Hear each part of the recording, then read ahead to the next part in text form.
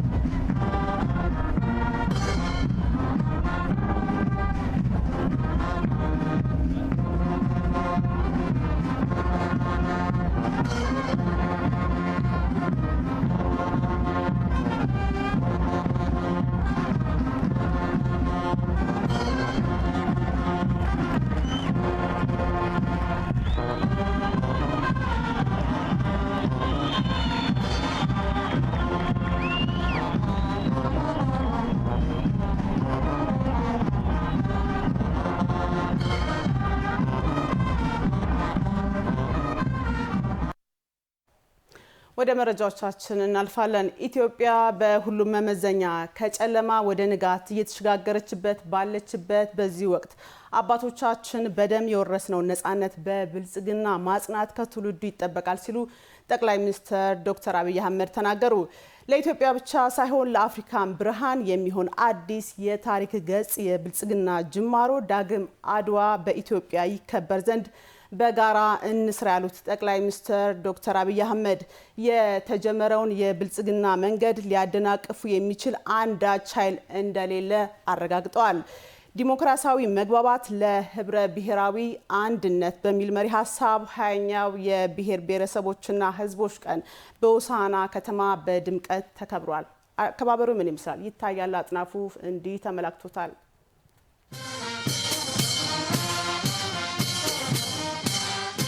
ዲሞክራሲያዊ መግባባት ለብሔራዊ አንድነት በሚል መሪ ሀሳብ 20ኛው የብሔሮችና ብሔረሰቦች ህዝቦች ቀን በዓል የፌዴራል ጠቅላይ ሚኒስትር ዶክተር አብይ አህመድን ጨምሮ የፌዴራልና የክልሎች የመንግስት የስራ ኃላፊዎች፣ የክልል ርዕሰ መስተዳድሮችና የከተማ አስተዳደር ከንቲባዎችን ጨምሮ በርካታ ህዝብ በተገኘበት በማዕከላዊ ኢትዮጵያ ክልል ሆሳዕና ከተማ በደማቅ ስነ ስርዓት ተከብሯል። የፌዴራል ጠቅላይ ሚኒስትር ዶክተር አብይ አህመድ በዚህ ወቅት እንዳሉት ህብረ ብሔራዊ ህብር ቋንቋና የህብር ባህል ባለቤት የሆነችው ኢትዮጵያና ኢትዮጵያዊነት የነበሩና ጸንተው የሚቀጥሉ ናቸው ሲሉ ገልጸዋል።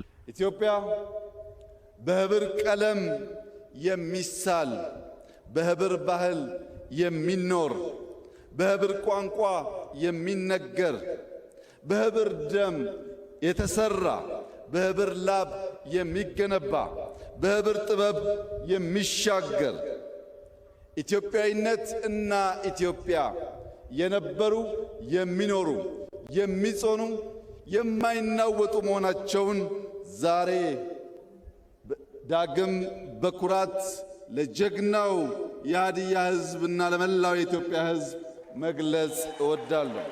ኢትዮጵያና ኢትዮጵያዊነት ልዩነታችንን ውበታችን አድርገን የዘለቅን የአንዳችን ለሌላችን ክብርና ጌጥ ሆነን የኖርንባት ናት ያሉት ጠቅላይ ሚኒስትሩ በእኩልነትና ወንድማማችነት በመደመር እሳቤ በለጸገች ኢትዮጵያን ለትውልድ ማስተላለፍ እንደሚገባም ጠቁመዋል።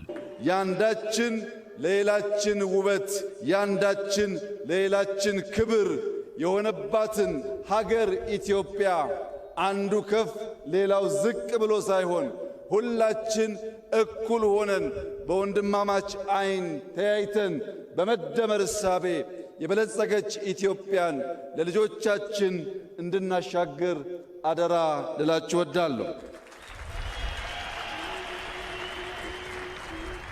በአባቶቻችን ደም የወረስነውን ነጻነት በብልጽግና ማጽናት ከዚህ ትውልድ ይጠበቃል ያሉት ጠቅላይ ሚኒስትሩ ኢትዮጵያ በሁሉም መመዘኛ ከጨለማ ወደ ንጋት እየተሸጋገረች ባለችበት በዚህ ሰዓት በዚህ በ20ኛው የኢትዮጵያ ብሔሮችና ብሔረሰቦች በዓል ቀን ዳግም ቃል ኪዳናችንን በማደስ በጋራ እንቁም ሲሉም ጠቅላይ ሚኒስትሩ ጥሪያቸውን አስተላልፈዋል። በአባቶቻችን ደም የወረስነውን ነጻነት በብልጽግና ማጽናት ከዚህ ትውልድ የሚጠበቅ ተግባር ይሆናል። ኢትዮጵያ በሁሉም መመዘኛ ከጨለማ ወደ ንጋት እየተሸጋገረች ባለችበት በዚህ ታሪካዊ ጊዜ በሆሳዕና ከተማ ተገናኝተን ዳግም ቃል ኪዳናችንን ለመጠበቅና ለማጽናት መላው የኢትዮጵያ ልጆች በዚህ ጀግና ሕዝብ ፊትና በሆሳዕና ከተማ ዳግም ተገናኝተን የጀመርነውን ለመጨረስ ያልጀመርነውን ለመጀመር ኢትዮጵያን ለማጽናት በጋራ እንድንቆም በድጋሚ ጥሪዬን አቀርባለሁ። የኢትዮጵያን ችግሯን ብቻ ሳይሆን አቅሟን ማየት አለብን ያሉት ጠቅላይ ሚኒስትር ዶክተር አብይ አህመድ ከኢትዮጵያ መቀበል ብቻ ሳይሆን ለኢትዮጵያ መስጠት ትውልዱ ባህል ሊያደርግ እንደሚገባ አስገንዝበዋል። ለኢትዮጵያ ብቻ ሳይሆን ለአፍሪካም ብርሃን የሚሆን አዲስ የታሪክ ገጽ የብልጽግና ጅማሮ ዳግም አድዋ በኢትዮጵያ ይረጋገጥ ዘንድ በጋራ እንስራ ያሉት ጠቅላይ ሚኒስትሩ ይህን የብልጽግና መንገድ ሊያደናቅፍ የሚችል አንዳች ኃይል እንደሌለም አረጋግጠዋል።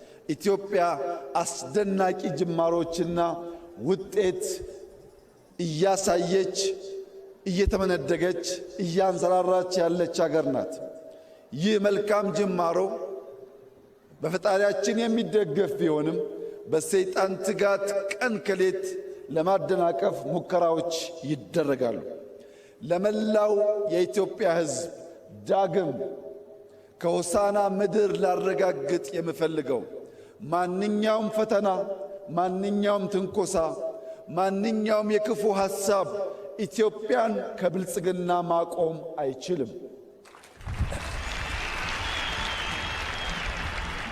እያንዳንዱን ፈተና ወደ ዕድል በመቀየር የኢትዮጵያን ብልጽግና እናፋጥናለን። የኢትዮጵያን አንድነት እናጠናክራለን። የኢትዮጵያን ጠላቶች እንደ ጸጉር ቅማል አንድ በአንድ እናራግፋለን። በክብረ በዓሉ ላይ ከጠቅላይ ሚኒስትር ዶክተር አብይ አህመድ ባሻገር ሌሎች ከፍተኛ የፌዴራልና የክልሎች የመንግስት የስራ ኃላፊዎች፣ የክልሎች ርዕሳነ መስተዳድሮች፣ የከተማ አስተዳደር ከንቲባዎችና ሌሎችም ታዳሚዎች ተገኝተዋል። 20ኛው የብሔር ብሔረሰቦችና ህዝቦች ቀን ሀገር ከኩስምና ታሪክ ወጥታ በእኩልነት በጋራ የመልማት ቃል ኪዳኗን የምታድስበት መሆኑን የፌዴሬሽን ምክር ቤት አፈ ጉባኤ አቶ አገኘሁ ተሻገር ተናገሩ። 20ኛው የብሔር ብሔረሰቦችና ህዝቦች ቀን የኢፌዴሪ ጠቅላይ ሚኒስትር ዶክተር አብይ አህመድን ጨምሮ ከፍተኛ የፌዴራል የክልል እንዲሁም የከተማ አስተዳደር አመራሮች በተገኙበት በሆሳዕና ከተማ በድምቀት ተከብሯል። ራሄል አበበ ተጨማሪ ይዛበታለች። ከዘመናት በላይ የዘለቀ ታሪክ ያላት የበርካታ ቋንቋዎችና ልዩ ልዩ ባህሎች መገኛ የሆነች ምድር ናት ኢትዮጵያ።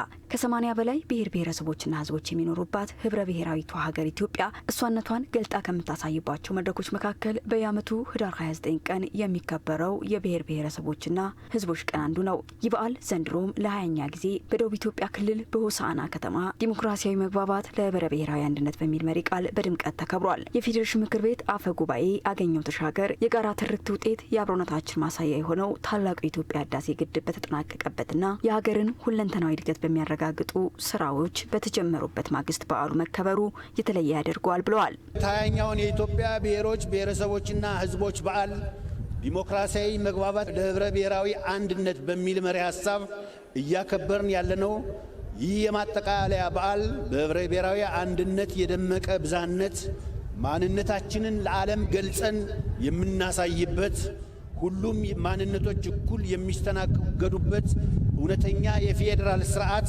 በመገንባት ሂደት አዲስ የታሪክ ጥፋት ላይ መሆናችንን የምናስገነዝብበት ከኩስመና ዘመን ወጥተን ወደ ማንሰራራት፣ ከቁዘማ ወደ መነቃቃት፣ ከጨለማ ወደ ብርሃን የተሸጋገር መሆኑን የምናስመሰክርበት በዲሞክራሲያዊ መግባባትና በመፈቃቀር ላይ የተመሰረተ ህብረ ብሔራዊ አንድነታችንን ጽኑ መሰረት ላይ ለማቆም የማያወላውል እምነት የማይቀለበስ አቋም ያለውን መሆናችንን የምናረጋግጥበት በመከባበር በመደጋገፍ በእኩልነትና በአንድነት አብሮ የመኖር በጋራ የመልማት ቃል ኪዳናችንን የምናድስበት ቀን ላይ ሆነን የምናከብረው በዓል ነው። አሁን እየተገበረ ያለው የፌዴራሊዝም ስርዓት ሀገራዊ አንድነትን የሚያጠናክር ዘላቂ ሰላምን የሚያጸና ብሎም ሁሉንም በእኩል የሚያስተናግድ ነው ሲሉም አፈ ጉባኤው አክለዋል። ህብረ ብሔራዊ አንድነት ያለ ዲሞክራሲያዊ መግባባት አይጸናም። ዲሞክራሲያዊ መግባባት ደግሞ ለህብረ ብሔራዊ አንድነት መሰረቱም ህይወቱም ነው። በመሆኑም አገራችን ፈተናዎችን በድል እየተሻገረች ሁሌም አሸናፊ ሆና እንድትቀጥል ህብረ ብሔራዊ አንድነታችንን ማጠናከርና እውነተኛ የፌዴራል ስርዓት መገንባት ያስፈልጋል። እውነተኛ የፌዴራል ስርዓት ሁሉንም ማንነቶች እኩል የማስተናገድ አቅምና ፍላጎት አለው። ስለሆነም የህዝቦችን አንድነትና ትስስር ለማረጋገጥና የሀገራችን ሰላምና አንድነት ጠብቆ እንዲቀጥል ለማድረግ ሁሉም የድርሻውን መወጣት ይኖርበታል። ከለውጡ በኋላ የሀገርን ሁለንተናዊ ብልጽግና ለማረጋገጥ እውነተኛ የፌዴራሊዝም ስርዓትን መዘርጋት መቻሉን ያነሱት አቶ አገኘሁ ተሻገር እንደ ኢትዮጵያ ላሉ የብዝሃ ባህል፣ ቋንቋ፣ እሴትና አስተሳሰቦች ባለቤት ለሆኑ ዜጎች ዲሞክራሲያዊ መግባባት ቁልፍ መሆኑንም ጠቁመዋል። እንደኛ ብዝሃ ባህል፣ ሃይማኖት፣ ቋንቋና የተለያዩ አስተሳሰቦች ባላቸው አገሮች ብቸኛው መዳኛ መንገድ ዲሞክራሲያዊ መግባባት ነው። የለውጡ መንግስታችን ይህንን ነባራዊ እውነት በወጉ በመገንዘብ በአገራችን ሁለንተናዊ ብልጽግናን እውን ለማድረግና ዘላቂ ሰላም ለማስፈን ብዝሃነትንና አንድነትን የሚያስማማ መንገድ መርጦ ከምንጊዜውም በላይ በስፋትና በትጋት እየተንቀሳቀሰ ይገኛል። በመሆኑም ይህን ጅምር እንቅስቃሴ ተጋግዞ ከከፍታው ላይ ማድረስ የኢትዮጵያ ብሔሮች ብሔረሰቦችና ህዝቦች ኃላፊነት ሊሆን ይገባል። ኢትዮጵያ በህብር ልጆቿ የማንሰራራት ጉዞ ላይ መሆኗን ያነሱት አፈ ጉባኤው ይህንን አቅማችንን አጠናክረን የኢኮኖሚ ሉዓላዊነታችንን ማረጋገጥ የሁላችንም ብሔር ብሔረሰቦችና ህዝቦች ተግባር ሊሆን ይገባልን ብለዋል። በለውጡ መንግስታችንና በብልጽግና ፓርቲያችን አመራር ወደሚገባት ከፍታ ለመውጣት የማንሰራራት ጉዞዋን ቀጥላለች። ጀምራ የማጠናቀቅ አቅሟም አጠናክራለች። የማይቻሉ የሚመስሉትን ሁሉ ችላ አሳይታለች። ግዙፍ ፕሮጀክቶችን በራሷ አቅምና ባጠረ ጊዜ በመፈጸም የአይቻልምን መንፈስ ሰብራለች። ይህ ግለት ሳይበር በማስቀጠል የኢኮኖሚ ሉዓላዊነታችንን ለማረጋገጥ ሜጋ ፕሮጀክቶችን ጀምራለች። ብሔራዊ ጥቅሟን ለማስጠበቅ የዲፕሎማሲ ስራዎቿን እያከናወነች ትገኛለች። ይህ ሁሉ ጥረት በውጤት ተጀምሮ በስኬት የሚቋጨው በሁለንተናዊ መልኩ ስንተባበር፣ ሐሳብ ስናዋጣ፣ በአንድነትም ስንቆም ብቻ ነው። በመሆኑም ሁሉም የኢትዮጵያ ብሔሮች፣ ብሔረሰቦችና ሕዝቦች በተሰማራንበት ሙያ ሁሉ በምንችለው አቅም ለሀገራችን ከፍታና የለውጥ ጉዞ የበኩላችንን እንድንወጣ ቃል ኪዳናችንን እንድናደስ በዚህ አጋጣሚ ጥሬን ማስተላለፍ እፈልጋለሁ።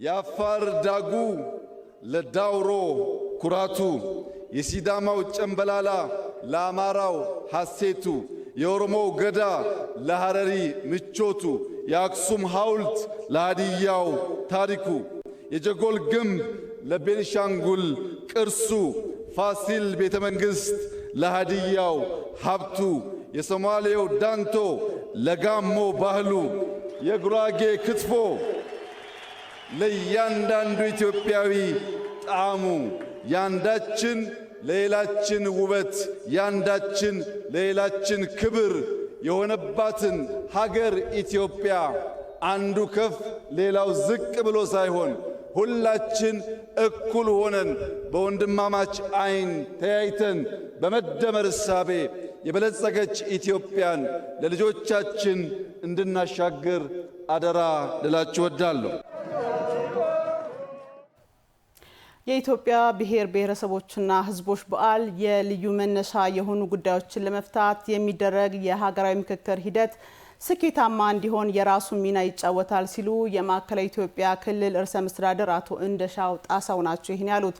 20ኛው የኢትዮጵያ ብሔር ብሔረሰቦችና ሕዝቦች በዓል ሁሉንም ብሔር ብሔረሰቦች የሚወክል ተሳታፊዎችና ከፍተኛ የመንግስት ባለስልጣናት በተገኙበት የሚከበር ሲሆን ዘንድሮም በማዕከላዊ ኢትዮጵያ ክልል ሆሳና ከተማ ለ20ኛ ጊዜ በተለያዩ ሁነቶች ታጅቦ ተከብረዋል። የማዕከላዊ ኢትዮጵያ ክልል ርዕሰ መስተዳድር አቶ እንደሻው ጣሰው ዲሞክራሲያዊ መግባባት ለህብረ ብሔራዊ አንድነት በሚል መርህ የሚከበረው የኢትዮጵያ ብሔር ብሔረሰቦችና ሕዝቦች በዓል የልዩነት መነሻ የሆኑ ጉዳዮችን ለመፍታት የሚደረግ የሀገራዊ ምክክር ሂደት ስኬታማ እንዲሆን የራሱን ሚና ይጫወታል ብለዋል። የልዩነት መነሻ በሆኑ ታላላቅ ሀገራዊ ጉዳዮች ላይ ዜጎች መክረው ዘክረው የመፍትሄዎች አካል እንዲሆኑ ለማስቻል የጋራ ትርክትን በጽኑ መሰረት ላይ ለማኖርና የሀገረ መንግስት ቅቡልነትን ከፍ ለማድረግ የተጀመረው ሀገራዊ የምክክር ሂደት ተጠናክሮ በቀጠለበት በአሁኑ ወቅት እየተከበረ የሚገኘው የዘንድሮ የኢትዮጵያ ብሔር ብሔረሰቦችና ሕዝቦች ቀን በዓል ሀገራዊ የምክክር ሂደቱን ፍሬያማ ለማድረግ የራሱን አስተዋጽኦ ያበረክታል። በዓሉ ለብሔራዊ ጥቅም በጋራ በመቆም በአንድነት መስራት እንደሚያጠናክርበት ነው ያሉት ርዕሰ መስተዳድሩ የማዕከላዊ ኢትዮጵያ ክልል ሕዝቦች ህብረ ብሔራዊ ኢትዮጵያን ለመገንባት ብሎም ለልማትና በጋራ ለማደግ የበኩላቸውን ለመወጣት ዝግጁ መሆናቸውንም ይጠቁማል ብለዋል። የማዕከላዊ ኢትዮጵያ ክልል ሕዝቦች ከመላው ኢትዮጵያን ጋር በአብሮነት የዘለቁ በመላው የኢትዮጵያ ክፍሎችም ተንቀሳቅሰው በመስራት የሚታወቁ በተለይም በንግድ ስራ ፈጠራ መስኮች በአንጻራዊነት የተሻለ ልምድ ያላቸው ናቸው። የማዕከላዊ ኢትዮጵያ ክልል ሕዝቦች በጋራ እሴቶች ተሳሰረች፣ በብዝሃነት ያጌጠች፣ በጋራ ትርክት የጸናች፣ በጋራ ህልም ተስፋዋን ከፍ ለማድረግ የምትተጋ ህብረ ብሔራዊት ኢትዮጵያን በመገንባቱ ሂደት የበኩላቸውን ለመወጣት ከወትሮ በላቀ የታታሪነትና የትብብር መንፈስን ለመትጋት ዝግጁ ናቸው። ሀገሪቱ ያላትን ጸጋ በመጠቀም የብልጽግና ጉዞን ለማስቀጠል ብሎም የቀይ ባህር ተጠቃሚነትን ለማረጋገጥ የምታደርገውን ጉዞ በሚደረገው ጥረት የክልሉ ሕዝብ ዝግጁ መሆኑን አንስተዋል። የሀገራችን ብሔራዊ ጥቅሞችን ለማስከበርና አዳጊ የሕዝቦች ፍላጎትን ለማሟላት መሰረታዊ የሆኑ የባህር በር ጥያቄ ምላሽ እንዲያገኝ በሚደረገው እንቅስቃሴ የክልላችን ሕዝቦች ከመንግስት ጎን በመሆን የበኩላቸውን ለመወጣት ዝግጁ መሆናቸውን በዚህ አጋጣሚ አረጋግጣለሁ። ክልሉ ይህንን የኢትዮጵያውያንን የአንድነት ማሳያ የሆኑ በዓል ለማስተናገድ እንዲችል ሚናውን ለነበራቸው ድጋፍ ላደረጉ አካላት ምስጋናቸውን አቅርበዋል። መረጃዎቻችን እንደቀጠሉ ናቸው። በድጋሚ እንኳን ለ20ኛው የብሔር ብሔረሰቦችና ሕዝቦች ቀን በሰላም አደረሳችሁ አደረሰን። ወደ ዲኤምኤን በቀጥታ ወደምናስተላልፈው መረጃ እናልፋለን። አንዋር አህመድ በማዕከላዊ ኢትዮጵያ ሆሳና ይገኛል። የበዓሉ ሁነት ምን ይመስላል? በቀጥታ መስመራችን ላይ ይገኛል። አንዋር እንዴት ዋልክ? በዓል አከባበሩ በሆሳና ከተማ ምን ይመስላል? መረጃ አድርሰን። አመሰግናለሁኝ። እንግዲህ 20ኛው የብሔሮች ብሔረሰቦችና ሕዝቦች ክልል በተለየ ብሔሮች ብሔረሰቦችና ሕዝቦች ቀን በማዕከላዊ ኢትዮጵያ ክልል በድምቀት በተለይም ደግሞ በሆሳና ከተማ ተጠናቋል። እንግዲህ አይኤምኤንም በቀጥታ ስርጭቱ ከማለዳው ጀምሮ ያሉትን ሁነቶች፣ ትርኢቶችን፣ የተላለፉ መልእክቶችን በዜና ሽፋንም ከኔ በፊት እንግዲህ እንደቀረበው ነው። አጠቃላይ እዚህ የነበረው ድባብ እጅግ በጣም ደስ የሚል ነበረ። በነገራችን ላይ የሆሳና ከተማ ከቅድመ ዝግጅት ጀምሮ እጅግ ማራኪ የሆነ የእንግዳ አቀባበል ስነ ስርዓት ሲከናወንበት የነበረ ከተማ ነች። ከዛ ባለፈ ደግሞ በተለይ እዚህ እንግዶች ከገቡ በኋላ በየዕለቱ ከሰዓት በኋላ በተለይ ያላቸውን ባህላቸውን፣ ሙዚቃቸውን፣ አለባበሳቸውን አጠቃላይ እሴቶቻቸውን ለሆሳና ከተማ ነዋሪዎች እንዲሁም ደግሞ ለሌሎች የበዓሉ ታዳሚዎችም ጭምር አንዱ ለአንዱ የባህል ትስስር የባህል በተለይ ደግሞ ትውውቅ በከፍተኛ ሁኔታ የነበረበት ነው። በዛሬውም ዕለት ይህንኑ ነው ማረጋገጥ የቻልነው። ከዛ ባለፈ እንግዲህ የተለያዩ የበዓሉ ታዳሚዎችን ለማናገር ሙከራ አድርጌ ነበረ። በዋናነት እንግዲህ እነሱ ያነሱት በተለይ የዚህ በዓል በየዓመቱ እንደዚህ እየደመቀ በተለይ ደግሞ ባለፉት ጥቂት ዓመታት እየተከበሩ ያሉ በዓላት በተለይም ደግሞ ከዚህ ከብሔሮች ብሔረሰቦች ቀን ጋር በተገናኘ ይበልጥ ኢትዮጵያዊነትን እንዲጎላ በማድረግ በኩል የራሱን ሚና እየተጫወተና በጣም ደስተኛ መሆናቸውን ነው። አሁን የጀመርናቸው ጉዞዎች አሉ፣ የጀመርናቸው የእድገት የታቀዱ እቅዶችም አሉ። እነዚህ እንዲሳኩ ለማድረግ ደግሞ ኢትዮጵያውያን መተሳሰር፣ መያያዝ ይበልጥ ወንድማማችነትን ማጠናከር ይጠበቅብናል። አሁን በተለይ ከተለያዩ አካባቢዎች የመጡ ኢትዮጵያውያንን ነው እኔም ያናገርኳቸውና እነሱም ያነሱልኝ ምንድን ነው እኛ ስንከፋፈል ለጠላት በር እንከፍታለን። ስንከፋፈል ድህነትን የበለጠ ቦታ እየሰጠ ነው፣ እያገዘፍ ነው፣ እያነገስ ነው የምንሄደው። ነገር ግን አንድ ስንሆን ደግሞ ጠላትም ወደኛ አይደፍርም፣ ኢትዮጵያንም ሀያል ማድረግ እንችላለን። አሁን ደግሞ እንደምንችልም በታላቁ የኢትዮጵያ ህዳሴ ግድብና አሁን የተጀመሩ ታላላቅ ፕሮጀክቶች ማሳያ ናቸው። ይህንን ደግሞ ማጠናከር የኢትዮጵያውያን መቼም በድህነት ላይ ወይም ደግሞ በድህነት ውስጥ መኖር የሚፈልግ ማንም ኢትዮጵያዊ የለም። ስለዚህ ከድህነት ተላቆ የበለጸገች አሁን የተጀመረውን እንቅስቃሴ የተጀመሩ ልማቶችን ይበልጥ በማጠናከር የምንፈልጋትን ኢትዮጵያን ለማየትና ለመገንባት በሚደረገው ጥረት ኢትዮጵያን ወደ ኋላ የሚጎትቱ አስተሳሰቦችና ተግባራት ውስጥ አለመካተት፣ አለመሳተፍ እንዲያውም በልማት ላይ መጠናከርና እርስ በርስ ያለንን ግንኙነት ይበልጥ ማጠናከር ይኖርብናል የሚል መልእክት ነው ያስተላለፉት። እንግዲህ ቀደም ብሎ ስትከታተሉት እንደነበረው እጅግ ባማረ ሁኔታ ስነ ስርዓቱ ተከብሮ ተጠናቋል። ቀጣይ እንግዲህ የ21ኛው የብሔሮች ብሔረሰቦችና ሕዝቦች ቀንን ደግሞ አዘጋጅ ኦሮሚያ ክልል ጅማ ከተማ ሆና ተመርጣ ነው ዛሬ እንግዲህ የተጠናቀቀው። የሰንደቅ ዓላማ ርክክብም ተደርጓል ማለት ነው። እንግዲህ ኤምኤንም ከዋዜማው ጀምሮ ከቅድመ ዝግጅቱ ጀምሮ በዚህ በማዕከላዊ ኢትዮጵያ ክልል ሆሳና ከተማ ሲያደርግ የነበረው የመረጃ ወደ ተመልካቾች የማድረስ ሂደት በዚሁ የተጠናቀቀ መሆኑን ለመግለጽ እወዳለሁ። አጠቃላይ የነበረው ድባብ ይህን ይመስላል። ኢየሩሳሌም። አንዋር አህመድ ከማዕከላዊ ኢትዮጵያ ሆሳና ከተማ ላደረስከ መረጃ እናመሰግናለን። መልካም ቀን ይሁንልህ። ለመላው የኢትዮጵያ ሕዝብ ዳግም ከሆሳና ምድር ላረጋግጥ የምፈልገው ማንኛውም ፈተና፣ ማንኛውም ትንኮሳ፣ ማንኛውም የክፉ ሐሳብ ኢትዮጵያን ከብልጽግና ማቆም አይችልም።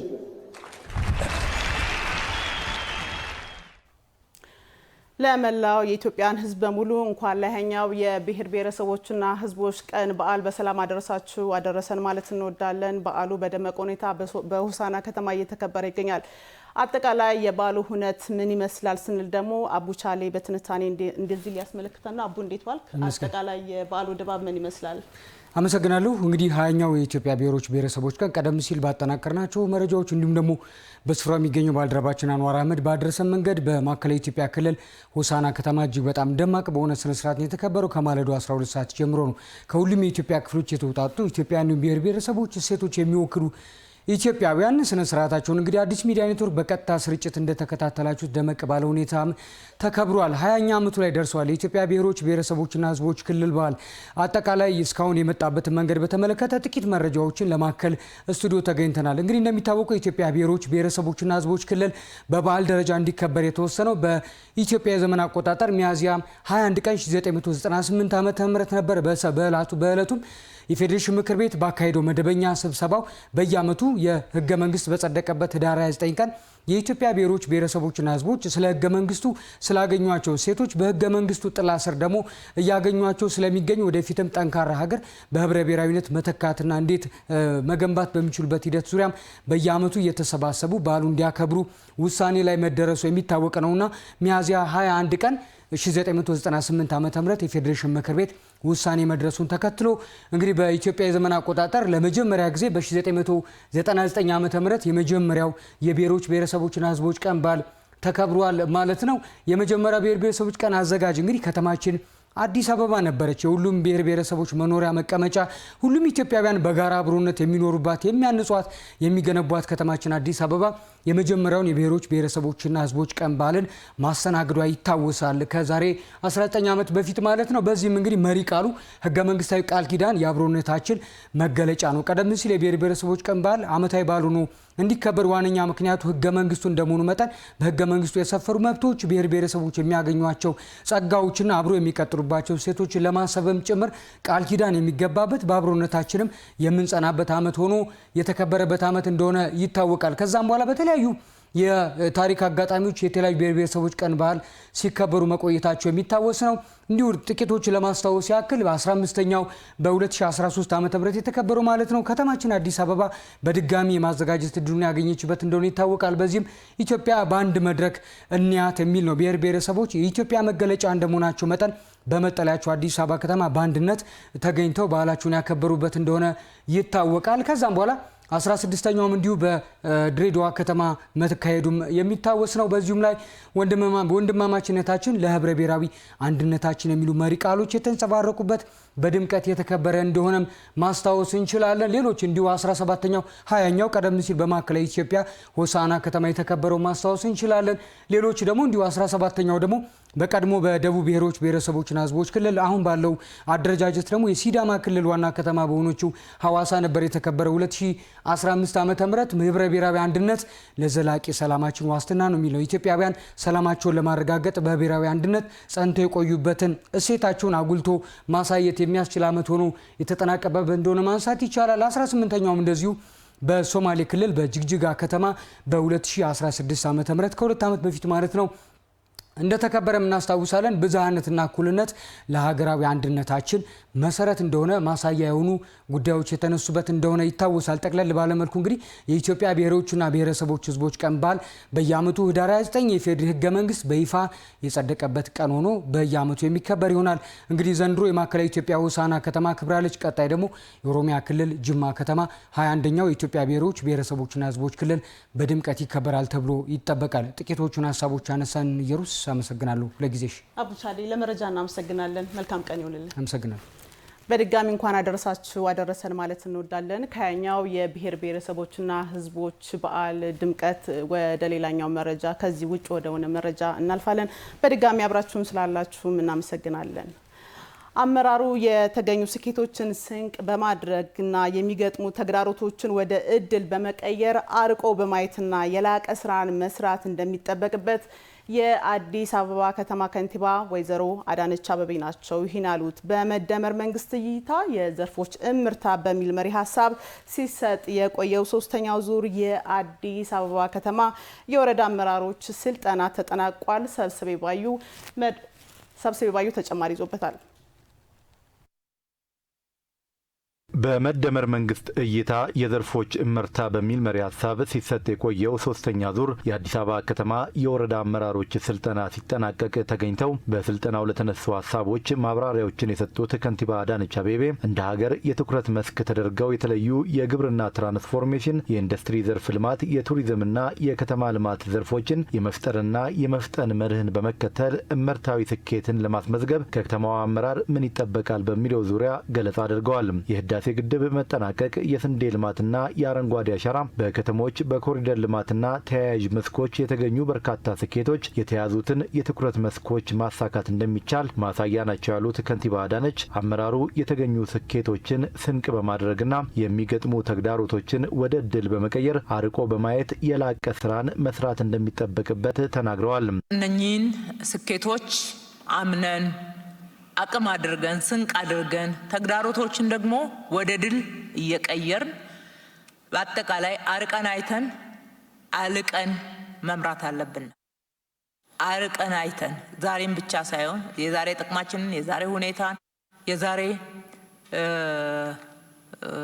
ምቹ የሆነና ምቹ ያልሆነ ሁኔታ መነሻ አድርገን ድምዳሜ ላይ መድረስ ከአመራር ፈጽሞ አይጠበቅም። በኢትዮጵያ ከተሜነት አይቀሬ በመሆኑ ለከተማ ልማት ሰፊ ትኩረት መሰጠቱን የተናገሩት ከንቲባዋ አዲስ አበባ ከተማ ለኢትዮጵያ ከተሞች በሁሉም መስክ አርአያ እንደመሆኗ ለከተማ ልማት የተነደፈውን ስትራቴጂ ተግባራዊ በማድረግ አርአያነቷ እንዲቀጥል አመራሩ መስራት አለበት ነው ያሉት። አዲስ አበባ ከተማን ጨምሮ የኢትዮጵያ ከተሞች በፕላን የተመሰረቱ ባለመሆናቸው እነዚህን ማስተካከል እንደሚገባ ስትራቴጂ መነደፉንም አንስተዋል። መሰረተ ልማት ማስተካከል ያሉትን መሰረተ ልማት ድሬኔጅ የሚያልፍበት የሌለውን ቦታ ስዌሬጅ የሌለውን ቦታ እንዲኖራቸው ማድረግ፣ የተገነባባቸውን ቦታ ደግሞ ከመዋቅራዊ ፕላን አንጻር ግንባታውን አንስተን ናቹራል ፍሰቱን መጠበቅ አለብን። አለበዛ ነገ ከተማዋ በጎርፍ የምትመታ በሌሎች አደጋዎች የምትመታ ትሆናለች። ይሄንን ካላስተካከልን፣ ሁለተኛ የፕላን ብልሽት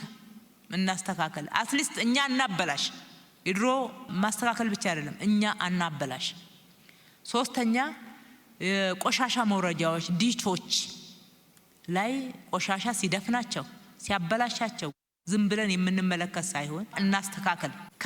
ከለር ኮድ፣ የህንፃ ከፍታ፣ የመሬት አጠቃቀም፣ የግንባታ ጥራት፣ ሴት ባክ እነኚህን ስታንዳርዳይዝ ለማድረግ የማስተካከያ ስራዎች ነው ያመጣ ነው። ህዝብን እናሳትፍ፣ ህዝብ ባለቤት እናርግ። ከተማን ከተማ ለማድረግ መሰረተ ልማትን ማሟላት ብቻ ሳይሆን ከተሜነትን የተላበሰ አመራር ያስፈልጋል ያሉት ከንቲባዋ አመራሩ የከተማን ባህሪ ተረድቶ መምራት እንደሚጠበቅበትም ነው የተናገሩት። ከተማን ከተማ ለማድረግ መሰረተ ልማት ብቻ ሳይሆን ከተሜ ያስፈልጋል። ከተሜ አመራር ከተማ የገባው ስለ ከተማ የገባው ከተማን የሚገነዘብ ስነ ልቦናውን የሚረዳ ከተማን ራሱ የሚያውቅ አመራር ነው ከተማን መምራት ያለበት። ከተማ ተወልዶ ማደግ ማለት አይደለም። ልክ ዩኒቨርሲቲ ገብተን ብዙ እውቀቶችን እንደምንጨብጠው ስለ ከተማ በቂ እውቀት ግንዛቤ ጨብጠን መምራት መቻል አለብን። ህዝቡንም ከተሜ እንዲሆን ማድረግ አለብን። በጽዳት፣ በውበት፣ አብሮ በመኖር ከተሞች ሌላ ሀገር በዚህ ስታንዳርድ ነው የተገነቡትና ለመኖር ምቹ የተደረጉት። ሊቨብል ሲቲ ይሉታል እነሱ። ማሳመር ዋጋ የሌለው አይነት ስራ ተደርጎ ይገነዘባል። ምክንያቱም አመራሩ ከተሜ ካልሆነ ስለ ከተማ ካልገባው ማህበረሰቡን በዛ ደረጃ ካልገነባ ነው። አዎ ማሳመር ቀልድ ነው። ለከተማ ግን ማሳመር ስታንዳርድ ነው። ከተማ ሁሉም የሚኖርበት የማንነት አጥር የማይገነባበት በመሆኑ አመራሩ ቅይጥ ባህል የሚገነባበት ከተማን መምራትንም ማዳበር እንዳለበት ነው ከንቲባዋ የገለጹት። ከተማ ቅይጥ ባህል የሚገነባበት ቦታ ነው። ሁሉም የሚኖርበት አይደለም። የዛ ሀገር ዜጋ ከሌላም አካባቢ የሚመጣ ዜጋ ጭምር በነጻነት ማይ ሆም ቤቴ ብሎ የሚኖርበት ነው። ከተማ በማንነት መታጠር ፈጽሞ አይችልም። ከተማ አለበዛ ከተማ መምራት ምን እንደሆነ ያልገባችሁ አመራሮች ወይ ይግባችሁ ወይ ደግሞ የከተማ አመራር መሆናችሁ። ለሁሉም ምቹ ይደረጋል። ከተማ ህዝቡ እንዲቀራረብ ነው የሚደረገው። የሆነ ባህል ጎልቶ ወጥቶ የሆነ የሚደፈቅበት አይደለም። ቅይጥ ንግድን ለማሳለጥ ኢንዱስትሪን ለማስፋፋትና ሰፋፊ የሥራ ዕድልን ለመፍጠር ምቹ የሆነች ስሉጥ ወይንም ስማርት ከተማን ለመፍጠርም መስራት እንደሚገባ ነው ከንቲባ አዳነች አቤቤ ያስገነዘቡት። ከፍተኛ አገልግሎት በንግድ እድገት የሚታዩ ከተሞች ላይ ነው። ኢንዱስትሪም እንደዛ ከፍተኛ ስራ ዕድል ፈጠራ ማዕከል ካልሆኑ ከተሞች የሌላ ችግር ማዕከል ይሆናሉ ማለት ነው። የዳበረ ፖለቲካ ስርዓት መፍለቂያ ናቸው። ከከተማ ነው ቤንች ማርክ የሚደረገው። የፖለቲካ ስርዓትን ማዳበር የሐሳብ ፖለቲካ የሚዳብረው ከተማ ላይ ነው። ከተማ ላይ ካልመጣ አትጠብቁ ሌሎች አካባቢዎች ላይ። በተለይ ዋና ከተማችን ላይ ካልመጣ ሌላ ቦታ ላይ አትጠብቁ። እኛ መሪዎች ነን፣ ህዝብ የመረጠን መሪዎች ነን። ያ እንዲዳብር ስራ እንስራ፣ ኃላፊነት እንወጣ። ስማርት ሲቲ ማለት አገልግሎት ይሁን መሰረተ ልማት ይሁን የህዝብ አኗኗር ይሁን በዘመነ መንገድ በተቀናጀ በተናበበ ቀላል ቀልጣፋ ፈጣን በሆነ ሁኔታ የሚገኝበት ማለት ነው። ስልጠናው አመራሩ በቀረቡ ሰነዶችና በመስክ ምልከታዎች ተጨማሪ አቅምን የገነባበት የጋራ መረዳትና መግባባትንም የፈጠረበት እንዲሁም ለቀጣይ ተልዕኮ ዝግጁ እንዲሆን ከፍተኛ አቅምን የፈጠረለትም ነው ተብሏል። ለአፍሪካ ነጻነት ፋና ወጊ የሆነችው ኢትዮጵያ የፓን አፍሪካ የልማት ፕሮጀክቶች ማዕከል መሆን መጀመሯ ለአህጉሪቷ ምጣኔ ሀብታዊ እድገትና ውህደት ከፍ ያለ ትርጉም እንዳለው የቀድሞ የአፍሪካ መሪዎች ልጆች ናቸው ይህን ያሉት። ለፓን አፍሪካ ንቅናቄና ለአፍሪካ ህብረት ምስረታ ጉልህ አበርክቶ ያደረጉ የቀድሞ የአፍሪካ መሪዎች ልጆችና የልጅ ልጆች ለአፍሪካውያን የነጻነት እንቅስቃሴ የኢትዮጵያውያን ሚና በተመለከተ በአዲስ አበባ ዩኒቨርሲቲ ውይይትና ምክክር አካሂደዋል። በዚህ ጉዳይ ላይ ካሳሁን አንዱ ዓለም ተጨማሪ መረጃ ይዞበታል። Boys of Africa, rise and fight. Girls of Africa, rise and ለፓን አፍሪካ ንቅናቄና ለአፍሪካ ህብረት ምስረታ ጉልህ አበርክቶ ያደረጉ የቀድሞ የአፍሪካ መሪዎች ልጆችና የልጅ ልጆች አዲስ አበባ ሰንብተዋል።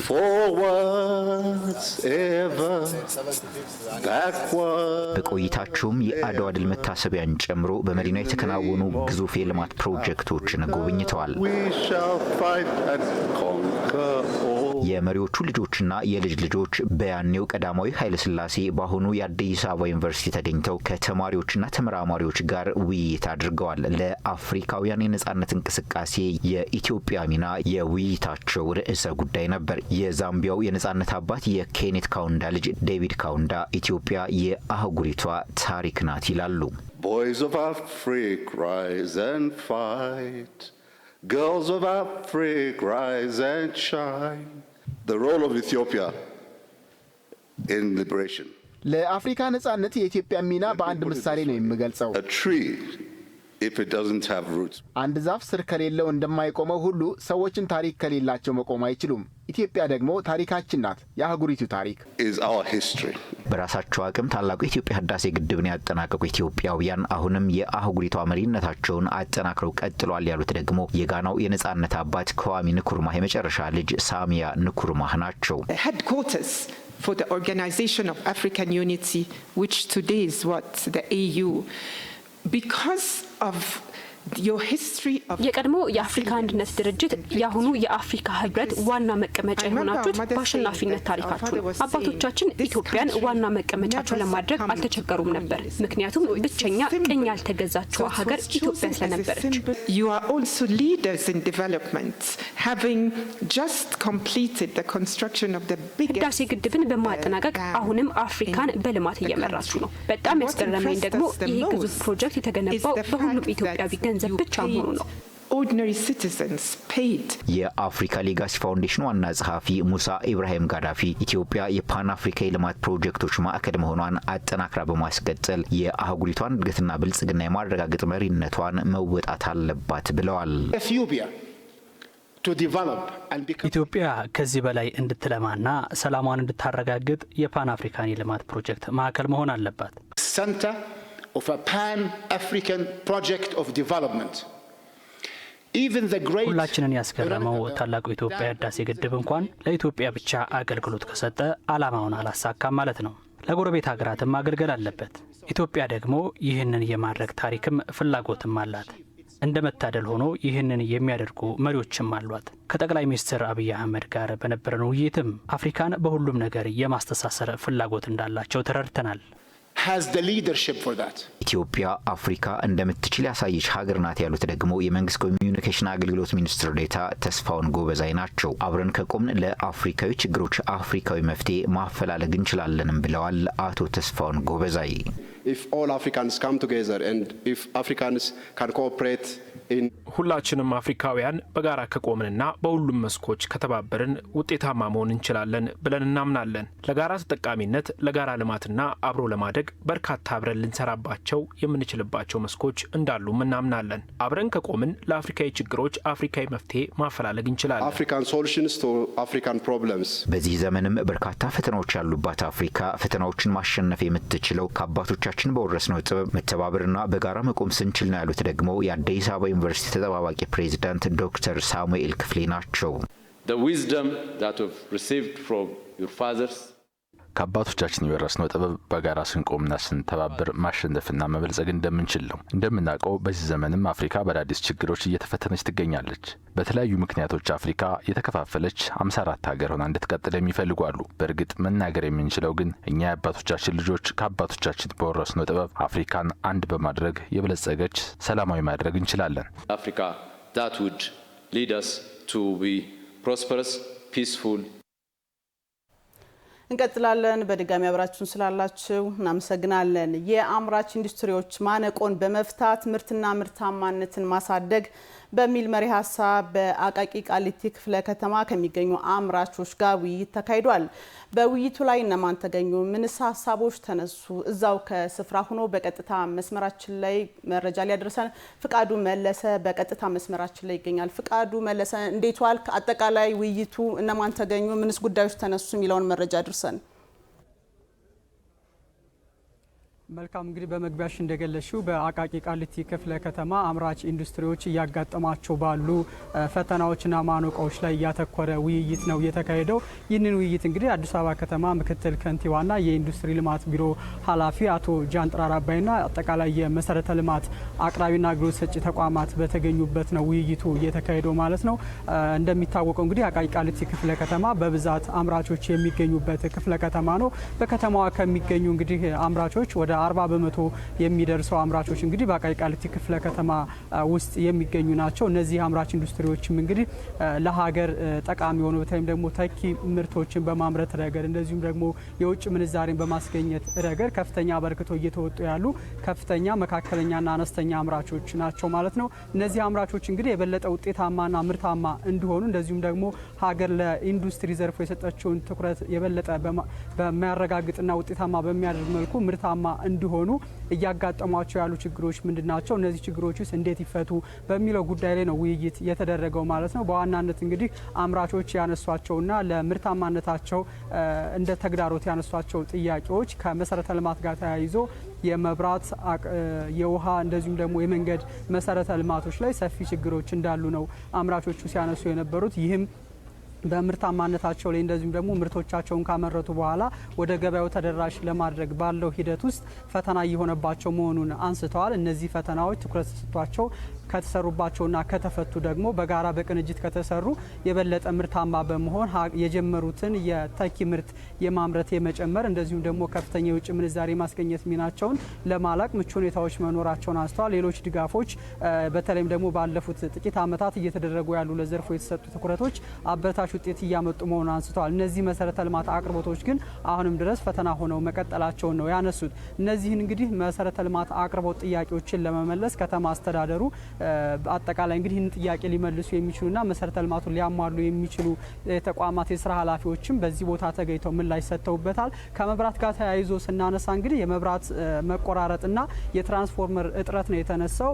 አሁን ባለው ሁኔታ የመብራት መቆራረጡ እንግዲህ በሁለት ምክንያት ችግሩ እንደሚፈጠር ነው የመብራት ተወካዮች በዚህ ለአምራቾቹ መልስ ሲሰጡ ያነሱበት ሁኔታ አለ። በተለይም ደግሞ መቆራረጡ አንዱ በጥገና ምክንያት ነው። ከፍተኛ የሆነ የቆዩ መስመሮች ስላሉ እነዚህ መስመሮች መሰረተ ልማቶች ወደ ማዘመን ወደ መቀየር ሲኬድ በእቅድ የሚቋረጥ እንዳለና ከኃይል መዋዠቅና ደግሞ ከኃይል አለመመጣጠን ጋር ተያይዞ ደግሞ የሚቆራረጡ መኖራቸው ታይቷል። ይህን በዘላቂነት ለመፍታት እንግዲህ ሰፊ ስራ እየተሰራ መሆኑ ነው የተነሳው። በተለይም ደግሞ በአምራች ኢንዱስትሪዎች አካባቢ በመብራት ምክንያት ምርታማነታቸው እንዳይቀንስ በትኩረት እንደሚሰራ ተነስቷል። ከትራንስፎርመር አቅርቦት ጋር በተያያዘ ግን ምንም አይነት የትራንስፎርመር እጥረት አለመኖርና አምራቾች የሚፈልጉትን ትራንስፎርመር ማግኘት እንደሚችሉ መልስ የተሰጠበት ነበረ። በውሃ በኩል እንግዲህ የከተማዋ የውሃ አቅርቦቱን ለማሳደግ ሰፊ ጥረት እያደረገች ነው። በዛው ልክ ደግሞ የአምራች ኢንዱስትሪውንም የውሃ ፍላጎት ለመመለስ ሰፋፊ ስራዎች እየተሰሩ መሆኑ ተነስቷል። ነገር ግን መንግስት ከተማ አስተዳደሩ ከሚመልሰው የውሃ አቅርቦቱን ከማሳደግ ባለፈ ደግሞ አምራች ኢንዱስትሪዎች በራሳቸው ጥረትና አቅም ውሃን ማምረት እንዲችሉ ደግሞ የከተማ ውሃና ፍሳሽ ባለስልጣን ድጋፍ እንዲያደርግና የሚችለውን ደግሞ በማቅረብ በኩል እንደሚያግዛቸውና ይሄ ፈተና ሆኖ እንደማይቀጥል የተነሳበት ነው። ከመንገድ መሰረተ ልማት ጋር ተያይዞ እንግዲህ በተለይም ደግሞ አብዛኞቹ የውስጥ ለውስጥ የመንገድ መሰረተ ልማት ችግሮች ናቸው የተነሱት። እነዚህን እንግዲህ በአምራቹና በመንግስት ትብብር በአምራቹ አቅምም በመንግስትም የሚፈቱትን ለመፍታትና ቅድሚያ የሚሰጣቸውን በመስጠት ለመፍታት አምራቾቹን እንቅፋት እንዳይሆንባቸው ለማድረግ ትኩረት ሰጥቶ እንደሚሰራ ተነስቷል። በዲዛይን የሚመለሱት በዘላቂነት የሚመለሱት እንግዲህ ለዚህንንም ሊፈታ የሚችል ቴክኒካል ኮሚቴ ተቋቁሞ ከኢንዱስትሪ ልማት ቢሮ ጋር በጋራ በመሆን እንደሚሰራ የተነሳበት ነው። ሌላው እንግዲህ በተለይም በዚህ የውይይት መድረክ ላይ አቶ ጃንጥራር አባይ ያነሱት ሀሳብ አምራቾች ያነሷቸው የማስፋፊያ ጥያቄዎች አሉ። ምርታማነታቸውን ለመጨመር የመሬት የማስፋፊያ እንደዚሁ ደግሞ የመስሪያ ቦታዎችን አንስተዋል። እነዚህ የመስሪያ ቦታም ሆነ የመሬት ጥያቄ እንግዲህ ከተማ አስተዳደሩ አቅሙ በፈቀደ ልክ ለአምራቾች ልዩ ትኩረት ሰጥቶ እየሰራ መሆኑን አንስተዋል። ከዛ ባለፈ ግን አምራቾች ምቹ በሆነ የስራ ቦታ ማምረት እንዲችሉ እንግዲህ በከተማዋ በዚሁ በአቃቂ ቃሊቲ ክፍለ ከተማ ሰፊ የሆነ የኢንዱስትሪ ክላስተርና መንደር እየተገነባ ነው። አምራቾች ወደዚህ የሚገቡበት እድል ይመቻቻል የሚል ሀሳብ አንስተዋል። በዘላቂነት ግን ደግሞ አዋጭነታቸው ምርታማነታቸው ለውጭ በመላክ ምንዛሬ በሚያስገኙት መጠንና እንደዚሁም ተኪ ምርትን በስፋት በሚያመርቱት መመዘኛ መስፈርት ደግሞ መሬት እንደሚዘጋጅም ያነሱበት ነበረ። ኢየሩሳሌም ፍቃዱ መለሰ ላደረስከን መረጃ እናመሰግናለን። መልካም ቀን ይሁንልን። መረጃዎቻችን እንደቀጠሉ ናቸው። በድጋሚ አብራችሁን ስላላችሁም እናመሰግናለን። ኢትዮጵያ የ2027 የኮፕ 32 የአየር ንብረት ጉባኤ አስተናጋጅ ሀገር ሆና መመረጧና እንድትመረጥ ያደረጓት ጉዳዮች የዓለም አቀፍ መገናኛ ብዙሃን ድረገጾችን ትኩረት መሳቡ ይታወቃል። ኢትዮጵያ በደን መልሶ ማልማትና በታዳሽ ኃይል ልማት ላይ ያተኮረ አረንጓዴ አሻራ መርሃ ግብር ባላት ልምድ ምክንያት ተመርጣለች ሲልም መዘገባቸው ይታወሳል። በታላቁ የኢትዮጵያ ህዳሴ ግድብና በአባይ ውሃ አጠቃቀም ዙሪያ ከግብጽ በኩል ከጊዜ ወደ ጊዜ እየጨመረ የመጣውን የጸረ ውይይት አካሄድ ኢትዮጵያ በውጭ ጉዳይ የሚኒስትሯ በኩል ማጣጣሏን የተመለከተው ዘገባ ሌላኛው የዓለም አቀፍ መገናኛ ብዙሃን ትኩረት የሳበ ጉዳይ ነበር። ይታያል አጥናፉ። ኢትዮጵያ የ2027 የኮፕ 32 የአየር ንብረት ጉባኤ አስተናጋጅ ሀገር ሆና መመረጧ እንዲሁም ሀገሪቷ እንድትመረጥ ያደረጓት ጉዳዮች የዓለም አቀፍ መገናኛ ብዙሃንና ድረገጾችን ትኩረት ስቦ ሰንብተዋል። በዝርዝር ከዘገቡት መካከል የህንዱ ኢንዲያ ቱዴይ ይገኝበታል። እንደ ኢንዲያ ቱዴይ ዘገባ የ2027 ኮንፈረንስ በኢትዮጵያ ዋና ከተማ አዲስ አበባ እንደሚካሄድ በብራዚል ኮፕ 30 ወቅት በመርህ ደረጃ መስማማታቸውን የኮፕ 30 ፕሬዚዳንት ኮራዶ ላጎ ተናግረዋል ይላል። ኢትዮጵያ የአስተናጋጅነት መንበሩን ለማግኘት ብርቱ ውድድር ስታደርግ መክረሟን ያነሳው ዘገባው በመጨረሻም በሙሉ ድምጽ ማሸነፏ ታውቋል ሲል ፕሬዚዳንት ኮራዶ ላጎ ለሮይተርስ ተናግረዋል ሲል ዘግቧል። 21 ሴንቸሪ ክሮኒክል የተሰኘው ድረገጽም እንዲሁ ኢትዮጵያ እንደ አውሮፓውያን አቆጣጠር በ2027 32ኛውን የተባበሩት መንግስታት የአየር ንብረት ለውጥ ጉባኤ ኮፕ 32 እንደምታስተናግድ ቲቪ ብሪክስን ዋቢ በማድረግ አስነብበዋል። ኢትዮጵያ በደን መልሶ ማልማትና በታዳሽ ኃይል ልማት ዘርፍ የአረንጓዴ አሻራ መርሃ ግብርን ጨምሮ ሀገራዊ የአካባቢ ፕሮግራሞችን በመተግበር ላይ ትገኛለች ሲልም ዘገባው ያትታል። ኢትዮጵያ እየዳበረ የሚገኝ መሰረተ ልማትና ታላላቅ ዓለም አቀፍ ዝግጅቶችን በማስተናገድ ባላት ልምድ ምክንያት ተመርጣለች ሲልም ዘገባው ይጨምራል። ባለፈው ዓመት ሀገሪቱ ከ150 በላይ ኮንፈረንሶችና መድረኮችን አዘጋጅታለች። በሴፕቴምበር 2025 ኢትዮጵያ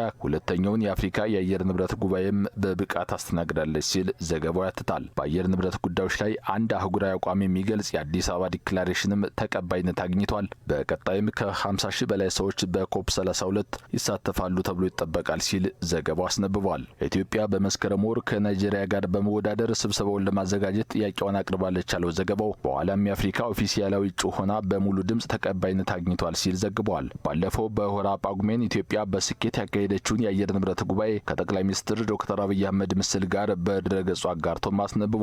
ሌላው ኢትዮጵያን የተመለከተ ዘገባ ዘኒው አረብ የተሰኘ ድረገጽ ላይ እናገኛለን። በታላቁ የኢትዮጵያ ህዳሴ ግድብና በአባይ ውሃ አጠቃቀም ዙሪያ ከግብጽ በኩል ከጊዜ ወደ ጊዜ እየጨመረ የመጣውን የጸረ ውይይት አካሄድ ኢትዮጵያ በውጭ ጉዳይ ሚኒስትሯ በኩል አጣጥለዋለች ሲል ዘግቧል። ዘገባው አክሎም የኢትዮጵያ ውጭ ጉዳይ ሚኒስቴር እንዳለው የግብጽ ባለስልጣናት ተደጋጋሚ ንግግሮቻቸው በቀጥታ የሚሆኑ በተዘዋዋሪ ካይሮ ከ21ኛው ክፍለ ዘመን እውነታ ጋር መላመድ አለመቻሏን ያሳያል ሲል ዘግቧል። ሚኒስቴሩ ግብጽ በተለይ ኢትዮጵያ ላይ ያተኮረ የአፍሪካ ቀንድን ለማተራመስ የሚደረጉ ዘመቻዎችን በማቀነባበር ጥገኛና የተዳከሙ ሀገራትን በአካባቢ ፖሊሲዎች ላይ የሚያገለግሉ በማለት ወንጀላቸዋለች። ሚኒስቴሩ አክሎም ግብጽ ለመደራደር ከማስመሰል ይልቅ አሁን በግልጽ የውይይትን አጀንዳ ውድቅ በማድረግ የጥላቻ ንግግሮችን እያጠናከረች ነው ሲሉ ከሰዋል። ኢትዮጵያ የሁሉንም የአባይ ተፋሰስ ሀገራት ጥቅም የሚያስጠብቅ ፍትሐዊ የመፍትሄ ሀሳቦችን ለመከተል ክፍት ሆና በመቆየት የውሃ ሀብቷን በመጠቀም የህዝቡን ፍላጎት ለማሟላት እንደምትቀጥል በድጋሜ ተናግራለች ሲል ዘገባው አስነብቧል።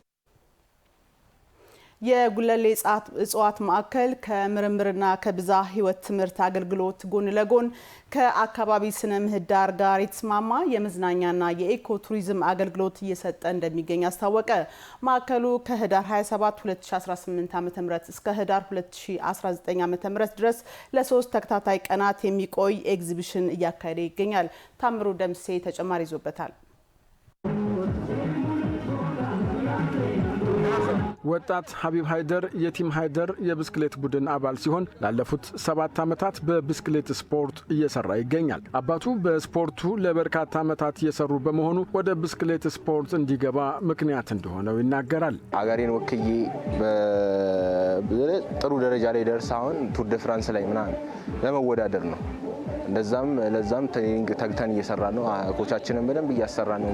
አሪፍ ቦታዎችን መርጠን እየሰራ ነው። የጉለሌ እጽዋት ማዕከል ባዘጋጀው ተፈጥሮን መሰረት ያደረገ ኤግዚቢሽን ላይ ሲሳተፍ ያገኘ ነው ሀቢብ የብስክሌት ውድድሩን በአንደኝነት ያጠናቀቀ ሲሆን ይህን መሰል ውድድር በዚህ ስፍራ ላይ መዘጋጀቱ ወደፊት ላስቀመጠው ዓላማ ትልቅ እገዛ እንደሚያደርግለት ያብራራል። እንደዚህ አይነት ቦታዎች ላይ ትሬኒንግ መስራት ለኛ ትልቅ አስተዋጽኦ አለው። ለምን ይሄ ሃይ አልቲቲዩድ ነው። ያው እንጦጦ በለው ከእንጦጦም በላይ ነው። በዛ ላይ ፒስታ ነው ምናምን ነገር ለኛ ትልቅ አስተዋጽኦ አለው። እንደገና ወደፊትም ለዓላማችን መሳካትም ጥሩ አስተዋጽኦ አለው። ሌሎች የጉለሌ እጽዋት ማዕከል ባዘጋጀው ተፈጥሮን መሰረት ያደረገ ኤግዚቢሽን ላይ እየተሳተፉ የሚገኙት በእደ ጥበብ ስራ ላይ የተሰማሩ አምራቾች ይህን መሰል ኤግዚቢሽን መዘጋጀቱ ምርታቸውን እንዲያስተዋውቁና የገበያ ትስስር እንዲፈጠርላቸው የሚያስችል መሆኑን ይገልጻሉ። ስለ ሀገራችን ብዙ ነገር ያስተዋውቃል እና ያለው ነገር እንደውም ብትሸጡልን ምናምን ብለው አንዳንዴም በትርፍ ሰዓት ስናገኝ እንሸጥላቸዋለን። ለኛ አንደኛ ቢዝነስ ካርድ እንበትናለን፣ ሁለተኛ ምርታችን እናስተዋውቃለን፣ ሶስተኛ ደግሞ እኛ እዛ ጋር ማምረት ነው እንጂ አንሸጥም። የማምረቻ ቦታ ነው ያለ እና ለመሸጥም ይጠቅመናል ማለት ነው። ኤግዚቢሽኑን ሲጎበኙ ያገኘናቸው ጎብኚዎችም ኤግዚቢሽኑ ተፈጥሮን መሰረት ያደረጉ በሀገር ልጆች እጅ የተሰሩ የእደ ጥበብ ስራዎች የቀረቡበት በመሆኑ ለመጪው ትውልድም ባህልና ወጉን በአግባቡ እንዲረዳ ያስችላል ብለዋል። ህጻናት ባህልን ኢትዮጵያን ማንነቱን እያወቁ ይሄዳሉ። ይሄን ደግሞ ትምህርት ቤት ሄደው ኢንቨስት ያደርጋሉ። ትላንትና እኮ ሄጄ እጽዋት ማዕከል ላይ ይሄን አይቻለሁ፣ ኢትዮጵያን የሚመስል ነገር አይቻለሁ ይላሉ። ስለዚህ ትልቅ ነገር ነው። አሁን በአውደ ርዕዩ ላይ የቀረቡ ምርቶች በጣም ጠቃሚ ምርቶችና አገር በቀል ስለሆኑ የበለጠ ሌሎችንም ከነዋሪው በተጨማሪ የውጭ ዜጎችም እየመጡ እንዲያዩት ማድረግ በሰፊው እንቅስቃሴ መካሄድ ያለበት ብዬ ነው የማስበው። ማዕከሉ እንደ ሀገር የመጀመሪያው የእጽዋት ማዕከል መሆኑን አንስተው በእጽዋት ምርምር እጽዋትን የመጠበቅና የማብዛት እንዲሁም ተፈጥሮን መሰረት ያደረገ የቱሪዝም ተግባራትን እንደሚያከናውን የነገሩን የማዕከሉ የቱሪዝምና ልማት ፕሮሞሽን ዳይሬክተር አቶ ዳንኤል አማረ ማዕከሉ ከምርምርና ከብዝሃ ሕይወት ትምህርት ጎን ለጎን ከአካባቢ ስነ ምህዳር ጋር የተስማማ የመዝናኛና የኢኮቱሪዝም አገልግሎት እየሰጠ እንደሚገኝ አብራርተዋል። ኪነ ጥበብና ተፈጥሮ የሚል ነው። ስፖርትና ተፈጥሮ የማዕከሉ አቀማመጥ ለዚህ ውድድር አመቺ ነው። እሱ ብቻ አይደለም። ሌላ አካባቢ አብዛኛው ከኛ ሀገር ወጥተው ውድድር ሲያደርጉ ይሄ ቦታኒክ ጋርደን ስፖርት ፌስቲቫል ይባላል። በዓለም ላይ ይታወቃል። አብዛኛው ሳይክልና ማስ ስፖርት ጋር ለዚህ ምቹ የሚሆነው ደግሞ ጉለሌ እጽዋት ማዕከል ይሄንን ነው ከተቋማት ጋራ ያገናኘ ነው ማለት ነው። ከህዳር 27 እስከ ህዳር 29 ቀን 2018 ዓ.ም ድረስ ለተከታታይ 3 ቀናት በሚቆየው በዚህ ኤግዚቢሽን የስዕል አውደ ርዕይን ጨምሮ እጽዋትን ማዕከል ያደረጉ ጥናትና ምርምሮች እየቀረቡበትም ይገኛል። መረጃዎቻችን እንደቀጠሉ ናቸው። በድጋሚ አብራችሁን ስላላችሁ እናመሰግናለን። ወደ ጤና መረጃችን አለፍን። የዛሬው የጤና መረጃችን የእናት ጡትና የላም ወተት ልዩነትን የተመለከተ ይሆናል። ህጻናት 1 ዓመት እስከሚሞላቸው ድረስ ከእናት ጡት በስተቀር ሌሎች የወተት አይነቶች እንዲጠቀሙ የሕክምና ባለሙያዎች አይመክሩም። በዚህ ጉዳይ ላይ አልማዝ ሙልጌታ ከሕክምና ባለሙያ ጋር ቆይታ አድርጋለች። ቆይታዋን ተከታትለን በድጋሚ የምንመለስ ይሆናል። ዶክተር ሰላም ብስራት እባላለሁ። በሙያ የህፃናት ሐኪም ነኝ። በላንሴት አጠቃላይ ሆስፒታል ውስጥ የህፃናት ሐኪም ሆኜ እሰራለሁ። ከፍተኛ የሆነ የፕሮቲን መጠን ልዩነት አላቸው የላም ወተትና የእናት ጡት ወተት። ዝግጅቱ ራሱ የእናት ጡት ወተት ሲጀምር የመጀመሪያው ቀናት ውስጥ በመጀመሪያው ወር አመት ሲሞላ ራሱ ፕሮቲን ኮንቴንቱን ተፈጥሮ እያስተካከለ ነው የሚሄደው እንደ ልጅ ፍላጎትና የሚያስፈልገው መጠን እንደ እድገቱ። ስለዚህ ያንን ነገር አናገኝም። ሁሌ አንድ አይነት ነገር ነው የምንሰጠው የላም ወተት ስንሰጥ። ከዛ በጣም ኢምፖርታንት የሆነው ደግሞ ጥሩ የሆነ የስብ አይነት ከእናት ወተት እናገኛለን። ያ ኤሴንሻል ፋቲ አሲድ ገብቶ ለጭንቅላት ዴቨሎፕመንት የመጀመሪያው 2 ዓመት ውስጥ 80% የብሬን የጭንቅላት የአንጎል ሳይዛችን ግሮ የሚያደርግበት ሰዓት ነው። 20%ን ነው ማለት ነው እስከ አዋቂ ድረስ ከዛ በኋላ ግሮ የሚያደርገው። ሶ ይህንን ቫይታል ሰዓት ጥሩ አይነት ፋቶችን ማግኘት፣ ጥሩ ብሬን ዴቨሎፕመንት፣ ጥሩ ጭንቅላት የመቀበል ካፓሲቲ እነዚህን ሁሉ እናጣለን ማለት ነው የላም ወተት ስንሰጥ። ከዛ ደግሞ በተደጋጋሚ የምንለውና የሚያጋጥመንም የላም ወተት የሚወስዱ ልጆች ብዙ ጊዜ ደም ማነስ ያጋጥማቸዋል። ይህም የሚሆነው ዊ እና ኬዚን የሚባሉ ታይፕ ፕሮቲን አይነቶች አሉ። ፕሮፖርሽናቸው ሲቀያየር 40-60 80-20 እንደዚህ ሲሆን ፕሮፖርሽኑ ሲቀያየር ዳይጀስት የማድረግ ኤቢሊቲ የአንጀታችንም እየተቀያየር ይሄዳል። ሶ ያንን የላም ወተት ውስጥ የሚገኘውን ዊ ቱ ኬዚን ሬሾ የእናት ወተት ውስጥ አይገኝም። ያን ፕሮፖርሽን ስናጣ ህፃናቶች ያንን ፕሮሰስ አድርገው ፈጭተው የሚፈልጉትን ኒውትሪየንት ማግኘት አይችሉም። ከዛም ተጨማሪ ደግሞ አንዳንድ ጊዜ ይሄ ከፍተኛ የሆነ የፕሮቲን መጠን ኮንቴንት መኖሩ አንጀትን ማቁሰልና አይን በማይታይ ደረጃ ደም መድማትን ያመጣል። ያ ደም መድማት ሰገራ ላይ ላይታይ ይችላል። ፊዚካል የሚታይ ደም ላይኖር ይችላል። ግን በጊዜ ሂደት አይረን ዴፊሽንሲ አኒሚያ ወይም ከአይረን እጥረት የሚመጣ የደም ማነስ ይኖራቸዋል። ኮንቲኒየስሊ በረዥም ጊዜ ሉዝ ስለሚያደርጉ ያንን የአይረን መጠን። ስለዚህ በተቻለ መጠን የእናት ጡት ልጅ በተወለደ በመጀመሪያው 30 ደቂቃ ውስጥ ቀጥታ ከጡት ጋር ቢያያዝ በመጀመሪያው 3 ቀናት ውስጥ የጡት ምርት በደንብ ይጨምራል። ከዛ በኋላም አከታትሎ ሰዓት ሳይዘሉ ከ2 እስከ 3 ሰዓት ልዩነት ሌሊትንም ጨምሮ ካጠቡ የጡት ወተት መጠን አይቀንስም። በበቂ መጠን ፈሳሽ መውሰድ፣ ምግብን በሰዓቱ መመገብ ነው እንጂ የተሻለ አማራጭ ነው ብሎ ወደ ሌላ በመሀል ኢንተራፕት ሲደረግ የማጥባት ነገሩ ኢንተራፕት ሲደረግ የሚመነጨውም የወተት መጠን ይቀንሳል። እዚህ ሰዓቱን ጠብቆ በስነ ስርዓት አያያዝን ከባለሙያ ተምሮ ማጥባት ነው የምንመክረው ማለት ነው። የላም ወተት ለዘላለም አይጠጣም አይደለም። የመጀመሪያው 1 ዓመት ውስጥ ባይጀመር እንመክራለን። ጡት ማጥባት የሚመከረው ምንም ሳይጨመርበት ምግብም ሳይጨመር እስከ 6 ወር ኤክስክሉሲቭ ብሬስት ፊዲንግ የምንለው ጡት ብቻ በማጥባት ልጅ ማሳደግ ነው። 6 ወሩ ካለፈ በኋላ ተጨማሪ ምግቦችን እየሰጡ የጡት ወተትን እስከ 2 ዓመት ቢቀጥሉ እንመክራለን።